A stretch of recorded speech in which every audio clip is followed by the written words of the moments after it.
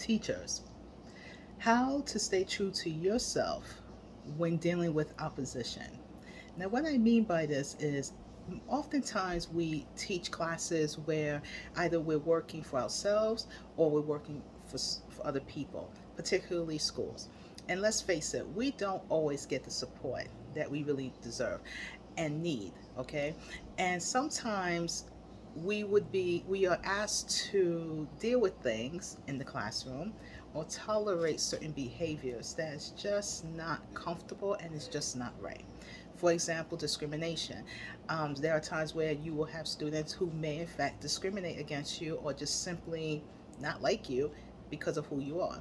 And this goes across the board. This goes whether depending on your weight class, your color, your sexuality, your religion, your gender, whatever it is. Trust me, you may in fact come across a student or someone from the administration who just simply won't like you because of that, and they don't have the ability to keep that to themselves. They may want to share that with you. Again, something we don't ask for, but this happens. You may be teaching a lesson or you may be working from a curriculum where and that may not be helping the students, okay? And you may bring this to your supervisor's attention or your director's attention. You may have some suggestions and they just stop you in mid-sentence like, no, if it's not done this way, that's it. And you just have to be quiet, shut up, and deal with it. And you go into your classroom or you in your Zoom room and you're thinking, yeah, but this is just not helping the students, right? So how do you be true to yourself when faced with opposition? One of the things that I have learned over the years, and I will tell you right now, I have been a bit of a rebel. I'm not going to lie. It's not that I was a difficult employee, but when I wanted to state my case, I did. I'm a believer that speaking up for yourself is very, very, very important. And so I do not stand for any type of disrespect. I will speak my mind, even in a professional manner. But one thing I will say to you is you want to follow protocol, but you also want to be heard. And so if you are, say, for example, teaching from a curriculum that's one way, and you feel like this is not helping your students, you can take a moment to find out what is it that the students need and see if you can incorporate that in the lesson. So you're not going against what you're supposed to do, but in fact you are just adding a little more to the lesson to help your students.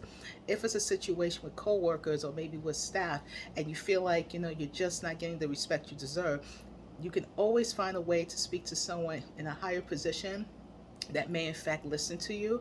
There's all kind of ways around this, and you can always do this by staying professional, but it's also sending a strong message that you do not deserve to be mistreated simply because of who you are. You have the right to speak up for yourself and you have the right to stand your ground. Now, I will say from personal experience, this can be very, very challenging because there's times where you may in fact lose your job. There are times where people will just dismiss everything you say. You may even have students that will come across that they are with you, right? And then the minute you start to help them, they will go to your supervisor and say, hey, teacher so and so did not teach us X, Y, and Z. So this can be very, very difficult. But here's the best advice I can give to you. The one thing you never want to do is lose yourself. Always be true to yourself. Always keep it professional, because being professional means you're keeping it classy. You can be assertive without being disrespectful. And as long as you continue to stay true to yourself and you keep your head up and you stand tall, even if you lose your job, because it's happened to me, even if people don't like you, even if you're not invited to the birthday parties or the baby showers, it doesn't matter, because being true to yourself goes a longer way than pleasing people who simply will not like you because of who you are yesterday, today, or tomorrow. Thank you so much for listening, and always try your best. Stay true to yourself.